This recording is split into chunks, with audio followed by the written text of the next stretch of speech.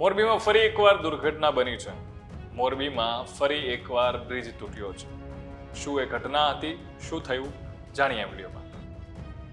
તમે જોઈ રહ્યા છો વાઇબ્સ ઓફ ઇન્ડિયા. મારું નામ છે જયરાજ અને મોરબીના નટરાજ ફાટકે ₹76 કરોડના ખર્ચે 9 માસથી બ્રિજની કામગીરી ચાલી રહી હતી. ત્યારે કોન્ટ્રાક્ટરની રીતસરની બેદરકારીને કારણે નવા ઓવરબ્રિજમાં એક પિલરનો ઉપરનો ભાગ ખસીને નમી ગયો હતો. જોકે આ બેદરકારી ભરી ક્ષતિ છે એને ધ્યાને આવતા જ માર્ગ અને મકાન વિભાગે આ ભાગને તોડી પાડી નવેસરથી તેનું કામ કરવાનો કોન્ટ્રાક્ટરને આદેશ કર્યો છે.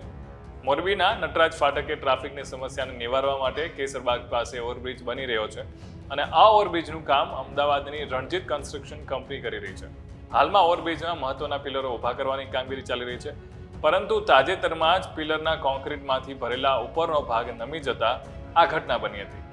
પુલના શરૂઆતના જ કામમાં મહત્વના પિલર જેના પર સમગ્ર પુલ ઉભો રહે છે, જો એની જ કામગીરી છે એમાં જ કોન્ટ્રાક્ટરની ગંભીર બેદરકારી સામે આવે તો હજી એ તો પુલ બનવાનો બાકી છે.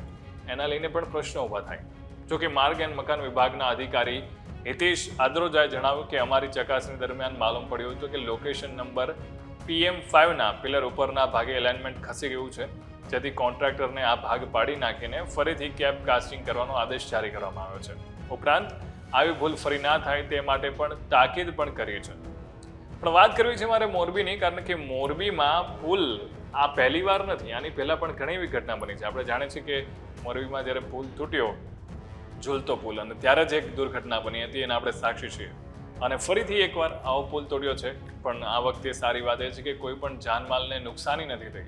એટલે શું આપણે રાહ જોવાની કે આવી કોઈ ઘટના બને, જાનમાલને નુકસાન થાય પછી પાછું તંત્ર જાગે? એકવાર આટલી મોટી દુર્ઘટનામાંથી આપણે પસાર થયા પછી પણ આપણે તો ત્યાં ને ત્યાં જ છીએ. તમારું આ મુદ્દે શું કહેવું છે? કોમેન્ટ કરી અમને ચોક્કસથી જણાવજો. Keep watching vibes of India.